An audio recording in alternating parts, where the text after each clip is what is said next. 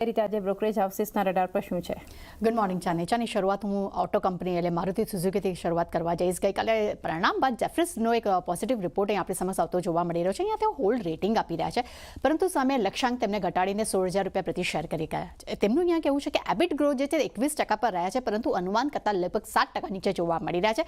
પરંતુ સામે તેમનું એ પણ કહેવું છે કે ખાસ કરીને એએસપી અને માર્જિન અનુમાનથી ઓછા અહીંયા જોવા મળી રહ્યા છે. એટલે ખાસ કરીને કહી શકાય કે આપણને એક મિક્સ્ડ રિપોર્ટ જોવા મળી રહ્યો છે. HSBC તરફથી નજર કરશું, ખરીદારીની સલાહ મારુતિ સુઝુકી માટે આપી રહ્યા છે. લક્ષ્યાંક તેમને અહીંયા 18,000 રૂપિયા પ્રતિ શેર કર્યા છે. અહીંયા તેમનું કહેવું છે કે Q3 FY26માં કંપનીનું પ્રદર્શન જે છે તે અહીંયા વ્યાજબી થોડું એમને જોવા મળી રહ્યું છે.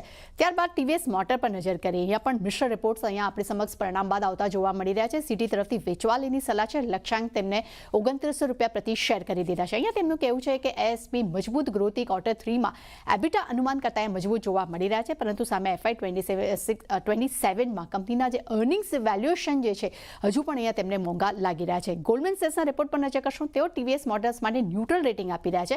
લક્ષ્યાંક તેમને 4100 રૂપિયા પ્રતિ શેર કર્યા છે. અહીંયા તેમનું કહેવું છે GST અને વ્યાજ દરમાં જે ઘટાડો આવ્યો છે તેનો સીધો સપોર્ટ H1 FY27માં મળવાની તેઓ અપેક્ષા રાખી રહ્યા છે, પરંતુ સામે કોમોડિટીમાં જે અત્યારે ઇન્ફ્લેશન ચાલી રહ્યું છે તેની સીધી 40થી 20% બેસિસ પોઈન્ટની એક ઇમ્પેક્ટ પણ જોવા મળી શકે છે.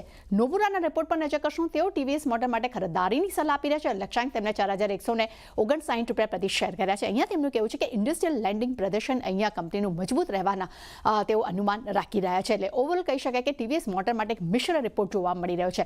BL પર નજર કરશું. પરિણામ બાદ અહીંયા જેફરીસ તરફથી આપણને ખરીદારીની સલાહનો રિપોર્ટ આવતો જોવા મળી રહ્યો છે. લક્ષ્યાંક તેમને વધારીને 565 રૂપિયા પ્રતિ શેર કરી દીધા છે. અહીંયા તેમનું કહેવું છે કે ખાસ કરીને ડિસેમ્બર ક્વાર્ટરમાં એબિટા જે છે તે અનુમાન કરતાં મજબૂત રહ્યા છે, પરંતુ સામે કંપનીનો ઓર્ડર ફ્લો ગાઈડન્સ જે છે તે 27,000 કરોડ પર યથાવત જોવા મળી રહ્યો છે. ત્યાં JP મોર્ગનના રિપોર્ટ પર નજર કરશું. તેઓ BEL માટે ઓવરવેટ રેટિંગ આપી રહ્યા છે. તેમને પણ અહીંયા ટાર્ગેટ્સ વધાર્યા છે અને 556 રૂપિયા પ્રતિ શેર કરી દીધા છે. અહીંયા તેમનું કહેવું છે કે Q3માં કંપનીની આવક, નફો, એબિટા બધું જ મજબૂત રહ્યું છે ઓવરઓલ, પરંતુ સામે 27% એબિટા માર્જિન ગાઈડન્સ જે છે અહીંયા કંપની આપ્યું છે. એક થોડા પોઝિટિવ રિપોર્ટ તરફ અહીંયા તેઓ જઈ રહ્યા છે. ત્યારબાદ નજર કરશું SBI લાઈફ પર. અહીંયા પણ પરિણામ બાદ મિશ્ર રિપોર્ટ આવતા જોવા મળી રહ્યા છે. HSBC તરફથી ખરીદારીની સલાહ છે. લક્ષ્યાંક તેમને 2410 રૂપિયા પ્રતિ શેર કરી દીધા છે. તેમનું કહેવું છે કે APE ગ્રોથને કારણે VNB ગ્રોથ અહીંયા મજબૂત રહ્યો છે.